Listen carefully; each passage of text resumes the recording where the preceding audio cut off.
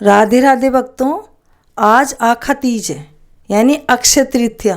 तो अक्षय तृतीया पे जो सांप दबाता का डोरा लिया जाता है होली के बाद, उसको आज के दिन खोला जाता है। डोरा खोलते वक्त हम दशा माता की कहानी सुनते हैं।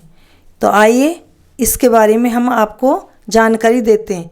वैशाख में अमावस्या के बाद की तीज को आखा तीज कहते हैं। इस दिन सांप दमाता का डोरा खोलना चाहिए और कहानी कहनी चाहिए। कहानी सुनते वक्त एक पाटा लें और पाटे को जल से अच्छी तरह धोकर साफ कर लें। उस पर एक साफ जल का लोटा रखें। पाटे पर डोरे जो हमने होली पर लिए थे वो रख दें। उनके साथ जो हमने आखे लिए थे हाथों में, जो 10-10 आखे लिए थे डोरे के साथ रखने के लिए, वो 10-10 आखे रख लें। वहाँ पर रोली से टीकी लगा दें और टीकी लगाने के बाद में चावल चढ़ा दें।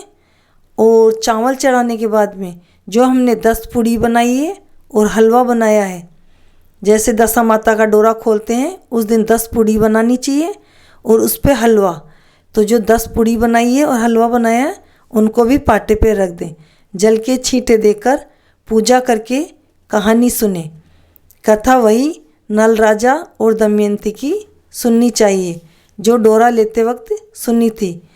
किसी किसी जगह इस दिन बिना नमक के चावल और मूंग की खिचड़ी बनाई जाती है।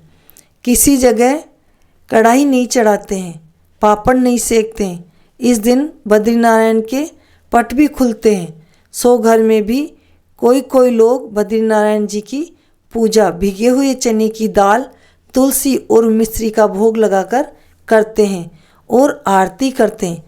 वैशाख दान की सब चीज़ें इस दिन भी कई लोग देते हैं।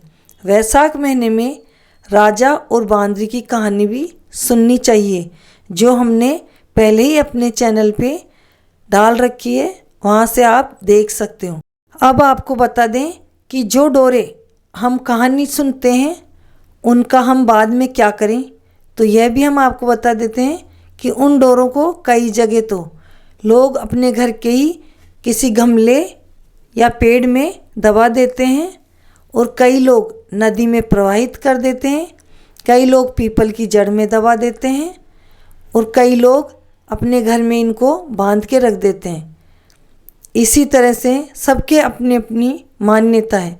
कहानी सुनने के बाद बायना निकालना चाहिए। इस दिन कई लोग व्रत करते हैं किंतु अपने यहाँ व्रत नहीं करते हैं। कहानी सुनने तक भूखे रहते हैं, तब तक कुछ भी नहीं खाते, लेकिन जब कहानी सुन लेते हैं उसके बाद में खाना खा लेते हैं। ऐसा कोई नियम नहीं है, सबका अपना अपना नियम है। अगर आपके एक वक्त का खाना खाते हैं या व्रत करते हैं तो उस तरह से करें और जिसके जो रिवाज है वो करें। तो आइए अब हम आपको कहानी सुनाते हैं राजा नल और दमयंती की। एक समय की बात है कि राजा नल और दमयंती दोनों राज करते थे और वहाँ उनकी प्रजा बहुत ही सुखी थे और वो बहुत ही प्रजापालक राजा थे। लेकिन एक रोज़ क्या हुआ कि जब धोबन रानी का बेस धोकर लाई तो वह बदल गया। तब रानी ने सोचा, इतनी धनी कौन है जो मेरे जैसे ही कपड़े पहनती है, उसे मैं अपनी सहेली बनाऊंगी। रानी ने इस बारे में धोबन से पूछा। धोबन ने कहा, रानी जी, भील की बिलनी वैसे ही कपड़े पहनती है जैसे आप पहनती है। रानी ने उसे सहेली बना लिया। एक बार भील के कान में फोड़ा हो गया। बहुत इलाज कराया पर ठीक नहीं हुआ। बिलनी को किसी ने बताया कि अगर सांपदा माता का डोरा कोई लेता हो तो उसे डोरे को धोकर राजा को इसको भील को पिला दिया जाए तो ये फोड़ा ठीक हो जाएगा। तब बिलनी को याद आया कि रानी सांपदा माता का डोरा लेती है। उसने सोचा वह रानी से डोरा मांगकर लाएगी। इधर होली के दूसरे दिन छारंडी को रानी ने सांपदा माता का डोरा लिया और गले में पहन लिया। राजा ने देखा तो कहने लगे, हीरे मोती के गहनों के बीच ये पीला डोरा किस काम का, इसे खोल दो। उसी समय भिलनी डोरा मांगने आ गई। उसने कहा, सहेली, एक चीज़ मांगने आई हूँ। रानी ने कहा, तेरे पास तो किसी चीज़ की कमी नहीं है। ऐसी कौन सी चीज़ है जो तू मुझसे मांगने आई है? बिलिनी ने कहा, पहले वचन दे तब कहूँ। रानी ने कहा, बाचा तिरबाचा ऊबी सूखूं, धोबी के कुंड कांकरा होकर पड़ूं, अगर तेरा वचन चूकूं तो। भिलिनी ने कहा, साबदा माता का डोरा दे दो। रानी ने कहा, ले लो। राजा जी तो अभी ही कह रहे थे हीरे मोती के गहनों में ये पीला डोरा क्यों पहन रखा है। अब राजा को रोज एक स्वप्न आने लगा। स्वप्न में एक पहनी ओढ़ी स्त्री दिखाई देती जो कहती, राजा मैं तेरे राज्य से जा रही हूँ, राजा मैं तेरे राज्य से चली जाऊँगी। और फटे पुराने कपड़े पहने एक आदमी दिखाई देता जो कहता, राजा मैं तेरे आ रहा हूँ, राजा मैं तेरे आ रहा हूँ। राजा बहुत परेशान रहता और दिन पे दिन वह सूखने लगा। एक दिन रानी ने पूछा, राजा जी आप सूख सूख कर दुबले क्यों हो रहे हो? राजा ने कहा, क्या बताऊँ रानी, हर रोज़ मुझे एक ही स्वप्न आता है। श्रृंगार किए हुए एक औरत दिखाई देती है जो कहती है, राजा मैं तेरे से चली जा रही हूँ, राजा मैं तेरे राज्य से जा रही हूँ। और मैले कुचले फटे वस्त्र पहने एक आदमी दिखाई देता है जो कहता है, राजा मैं तेरे आ रहा हूँ, राजा मैं तेरे राज्य में आ रहा हूँ। रानी ने कहा, राजा जी आप उनसे पूछना कि तुम कौन हो जो आता है और तू कौन है जो जाती है। राजा ने ऐसा ही किया। औरत ने कहा, मैं लक्ष्मी हूँ। राजा ने कहा, तू क्यों जाती है? लक्ष्मी ने कहा, रानी ने गले से साबदा का डोरा अपने हाथों से खोल कर दे दिया, इसलिए मैं जा रही हूँ। फटे कपड़े पहने आदमी बोला, मैं दरिद्र हूँ जो तेरे आ रहा हूँ। राजा ने कहा, मुझे कैसे पता चलेगा तुम्हारे आने जाने का? उन्होंने कहा, सुबह तेरे कोट का यानी नगर की दीवार का कांकरा झुक जाएगा, इससे तुम जान जाना कि लक्ष्मी चली गई और दरिद्रता आ गई। सुबह राजा ने रानी को स्वप्न सुनाया। दोनों ने देखा कोट का कांकरा झुक गया था। राजा सोने की चौकी पर मुंह धोने बैठा तो वह पत्थर की हो गई। राजा ने कहा, 2 पर्चे तो हो गए। रानी ने बेटियों को ससुराल और बहुओं को पियर भेज दिया, लड़कों को परदेश कमाने भेज दिया। एक पोता जिद करके दादा के पास रह गया। रानी ने कहा, राजा जी लक्ष्मी तो जा रही है, वैभवहीन होकर इसी देश में रहना अच्छा नहीं है। जितना हो सके सब दान पुण्य कर दो और दूसरे देश चलो। कहावत है, देश चोरी परदेश भीख। राजा ने कहा, ठीक है चलो। तभी द्वार पर एक साधु आया। राजा ने उसे भोजन करने के लिए कहा। साधु ने कहा, राजा तेरी रानी पीसे और तेरी रानी पोवे तो ही मैं भोजन करूँगा। राजा ने रानी से कहा, रानी जी दिन दशा खराब है, पीस पो के ही खिलाओ, पर साधु को खाली हाथ वापस मत भेजो। रानी पीसने के लिए कोठार में धान लेने गई तो कोठार खाली पड़ा था। एक टोकरी में थोड़े से पुराने जौ पड़े हुए थे। रानी ने वही पीस पोकर खाना बनाया। खाना खाते खाते साधु बोला, जाओ साबदा माता आवे आपदा, जावे साबदा आवे आपदा, कहकर वहाँ से गायब हो गया। राजा ने यह हाल देखा तो अपनी रानी, पोते और घोड़े के साथ देश छोड़ दिया। राह में राजा को एक गुजरी मिली। राजा रानी ने गुजरी से पीने के लिए थोड़ी छाछ मांगी। गुजरी ने राजा को नहीं पहचाना। उसने अपना कुत्ता राजा के पीछे लगा दिया। राजा आगे चला। राह में एक बेर का पेड़ मिला। भूख से व्याकुल होकर राजा ने बेर तोड़ने चाहे तो वह और भी ऊंचा हो गया। राजा वहाँ से भी आगे चला। राह में उन्हें एक तालाब मिला। तालाब के किनारे बहुत से तीतर बैठे थे। राजा ने 2 तीतर मारकर रानी को दे दिए और कहा, रानी तुम इन्हें भून लो, मैं नहाकर आता हूँ। राजा ऐसा कहकर नहाने चला गया। राजा ने घोड़ा और पोता साथ लिया और नहाने लगा। घोड़ा और पोता तालाब में डूब गए। इधर रानी ने एक मिट्टी की हांडी में तीतर भून लिए, लेकिन भुने हुए तीतर ही उड़ गए। राजा आया, उसने पूछा, रानी तीतर भून लिए क्या? रानी ने कहा, भुने तो थे पर मैं खा गई। राजा ने कहा, वो तो मैं भी जान गया। राजा रानी आगे चले और अपने एक खाती दोस्त के गांव में जा पहुँचे। लोगों ने खाती को कहा, तेरा भाईला आ रहा है। खाती ने पूछा, किशाक भेष में? तब लोगों ने कहा, फटे पुराने भेष में आ रहा है। खाती ने कहा, पुराने घर में उतार दो। वहाँ खाती के औजार पड़े हुए थे। उन्हें जमीन निगल रही थी और हंस रही थी। राजा ने यह हाल देखा तो रानी ने कहा, यहाँ से चलो, अपने तो चोरी लगने वाली है। फिर राजा अपने एक राजा दोस्त के वहाँ राज्य में पहुँचा और दोस्त को खबर भिजवाई।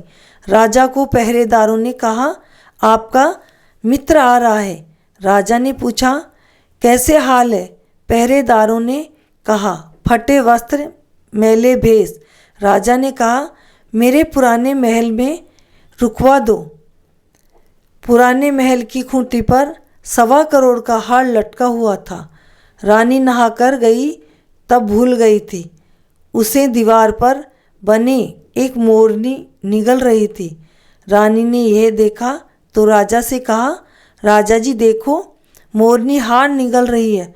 अपनी दशा खराब है, अपना नाम लग जाएगा, यहाँ से चलो। और वो चुपचाप वहाँ से निकल गए। चलते चलते राजा अपनी बहन के देश पहुँचा।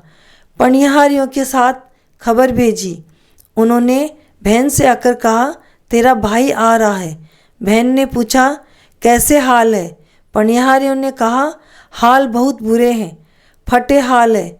बहन ने कहा, बरगद के पेड़ के नीचे उतार दो, दौरानी जिठानी हंसेगी और हंसी उड़ाएगी। बहन 36 तरह के पकवान और 32 तरह के भोजन थाल सजाकर लाई। भाई ने रुमाल हटाया तो देखा कंकर पत्थर थे। कंकर पत्थर वहीं गड्ढा खोदकर गाड़ दिया। चलते चलते राजा और रानी एक बाग में पहुँचे तो सारा बाग सूखा हुआ था।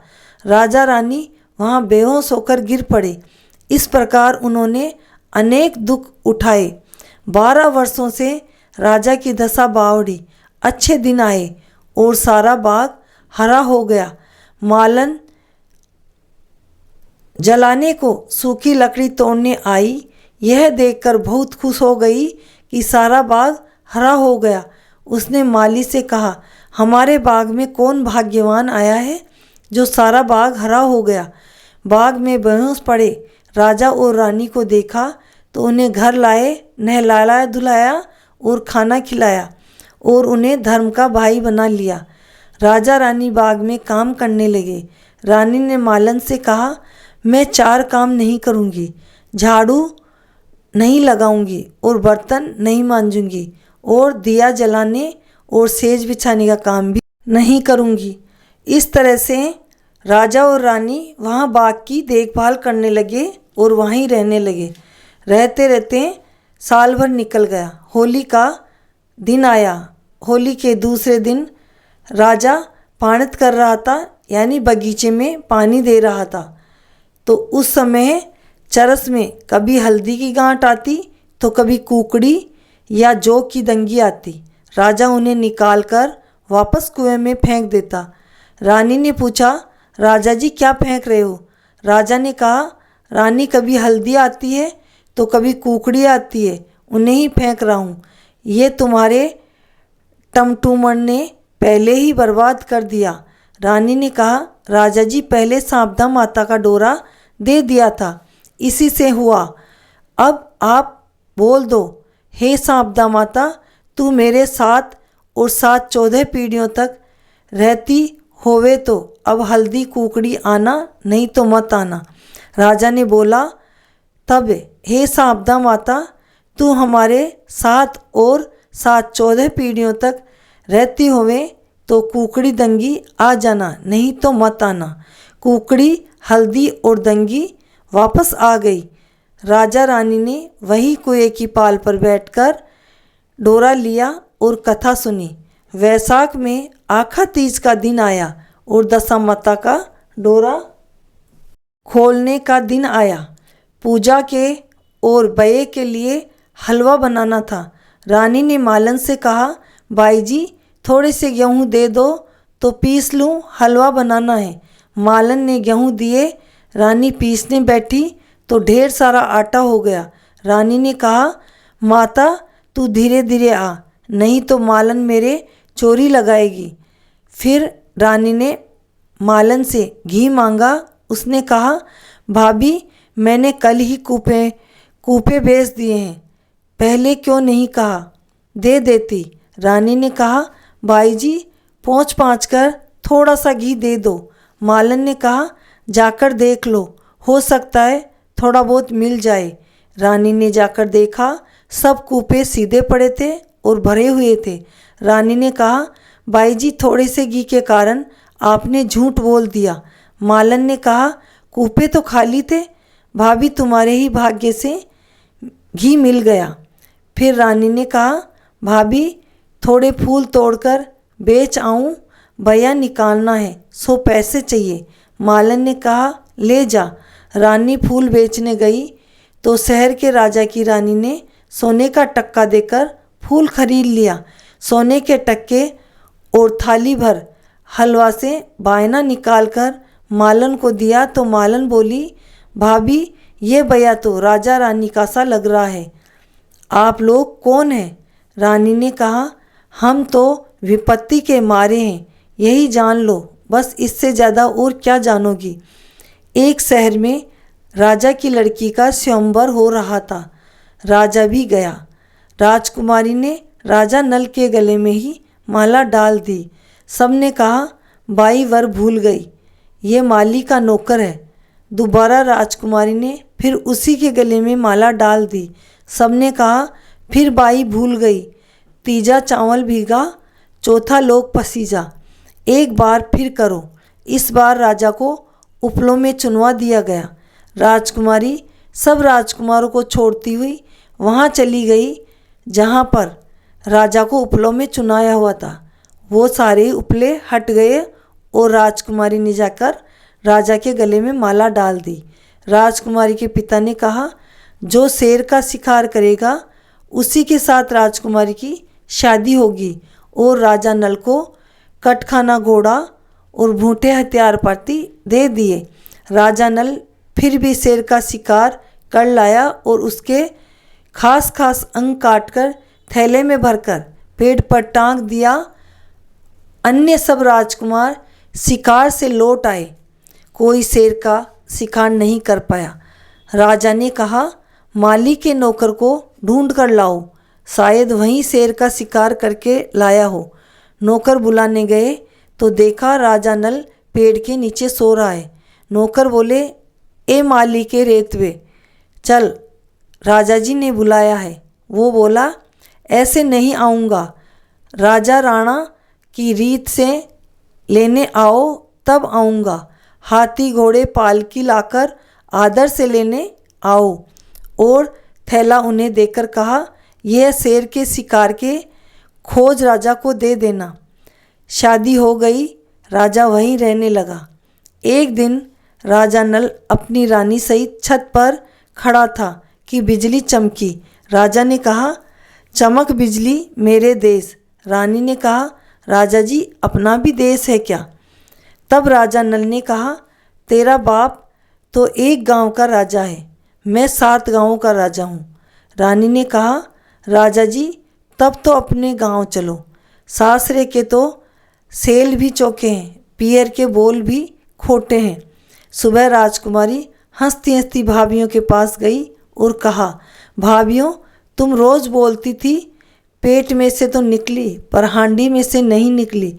आज मैं अपने घर जा रही हूँ, मेरा पति नल तो 7 गांव का राजा है। भाभियों ने कहा, ये तो बहुत अच्छी खबर है, तुम्हारे बचपन में एक ज्योतिषी ने कहा था कि राजा नल से में विपत्ति पड़ेगी तब वो तुम्हारी लड़की से ब्याह करेंगे।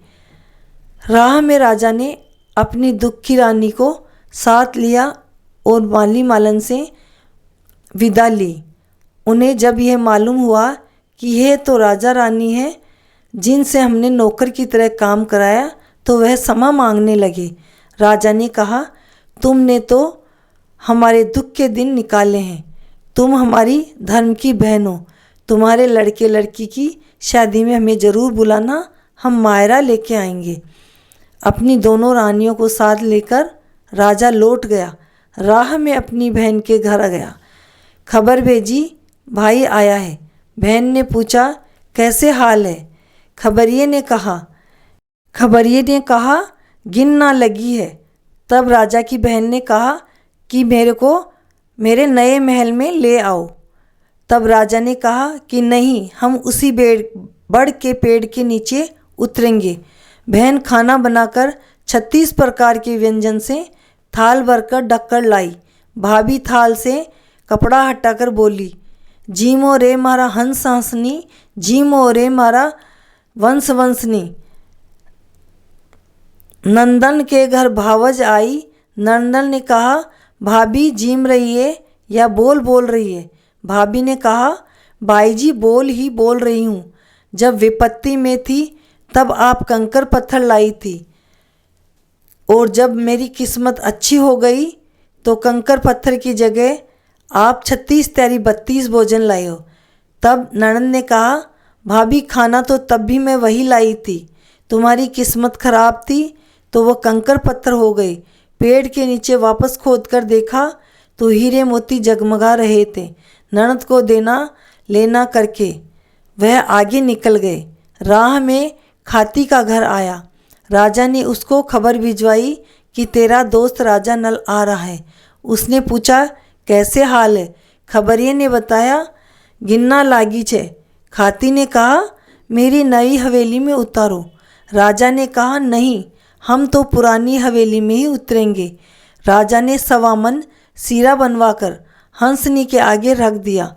हंसनी हलवा निगल गई और भीजनी बसोला उगलने लगी। तब उसको भी सब कुछ दे लेकर उजला मुंह करके वहाँ से राजा आगे चले। राजा दोस्त के शहर में पहुँचे। खबर भिजवाई, तुम्हारा दोस्त राजा नल आया है।